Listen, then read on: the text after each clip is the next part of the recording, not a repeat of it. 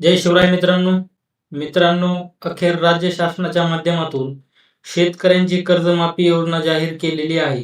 2 लाख रुपयांपर्यंत कर्ज, 50,000 रुपयांचे प्रोत्साहनपर अनुदान आणि 2 लाखांवरील शेतकऱ्यांसाठी जी काही OTS योजना आहे, अशी योजना याच्या अंतर्गत आणण्यात आली आहे. याच्याबद्दल आपण सविस्तर अशी माहिती घेतलेली आहे. परंतु प्रोत्साहनपर अनुदान योजनेच्या संदर्भात बऱ्याच मोठ्या प्रमाणात प्रश्न विचारले जात आहेत. आजच्या व्हिडिओच्या माध्यमातून प्रोत्साहनपर अनुदान योजनेच्या अंतर्गत 50,000 रुपयांचा लाभ कोणाला मिळणार याच्या संदर्भातील सविस्तर माहिती जाणून घेण्याचा प्रयत्न करणार आहोत. प्रोत्साहनपर अनुदानाची पात्रता. वित्तीय शिस्तीला प्रोत्साहन देण्यासाठी म्हणजेच शेतकऱ्यांनी नियमितपणे आपली कर्ज भरावीत यासाठी शासनाच्या माध्यमातून प्रोत्साहनपर अनुदानाचा लाभ दिला जाणार आहे, जो 50,000 रुपयांचा असणार आहे. हे अनुदान कोणाला दिले जाणार तर 2022-23, 2023-24 आणि 24-25 या तिन्ही आर्थिक वर्षांमध्ये पीक कर्ज घेतलेले आणि त्यांची नियमितपणे परतफेड केलेल्या शेतकऱ्यांना याचा लाभ मिळणार आहे.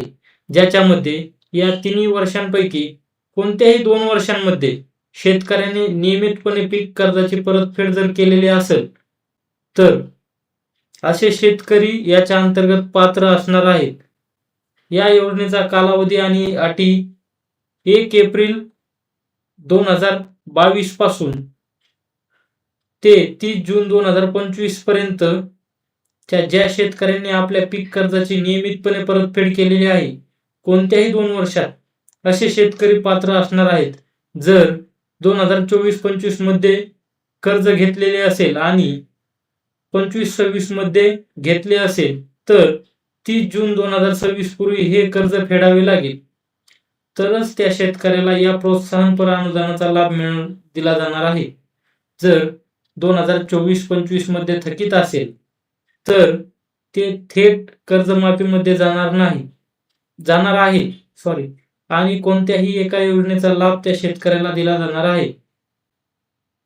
अनुदानाची रक्कम. आणि जर शेतकऱ्यांच्या कर्जाची रक्कम 50,000पेक्षा कमी असेल तर 50,000च्या आतील पूर्ण रक्कम प्रोत्साहनपर अनुदान म्हणून दिली जाणार आहे. 50,000पेक्षा जास्त कर्ज असेल तरी सुद्धा त्या शेतकऱ्याला 50,000 रुपयांचेच प्रोत्साहनपर अनुदान दिले जाणार आहे. याच्यामध्ये वैयक्तिक शेतकरी हा निकष लावण्यात आलेला आहे. कर्जमुक्ती योजनेचा लाभ ज्यांनी घेतलेला असेल त्या शेतकऱ्याला प्रोत्साहनपर अनुदान मिळणार नाही. तर याची पात्रता काय आहे जाणून घेऊया.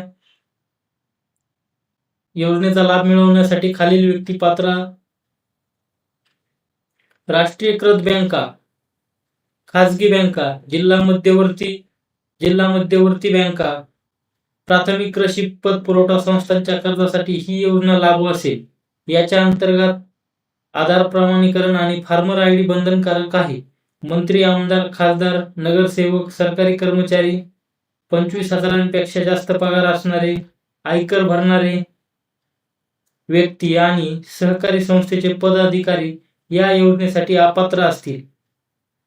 अशा प्रकारे या अटी, शर्ती आणि निकषांसह राज्यातील नियमितपणे पीक कर्ज भरणाऱ्या शेतकऱ्यांना 50,000 रुपयांचे प्रोत्साहनपर अनुदान दिले जाणार आहे.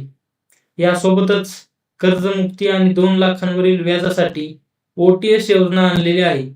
त्याच्या संदर्भातील काही प्रश्न असतील तर कमेंट करा. भेटूयात नवीन माहितीसह. धन्यवाद. आपल्या चॅनलला सबस्क्राईब करा. धन्यवाद.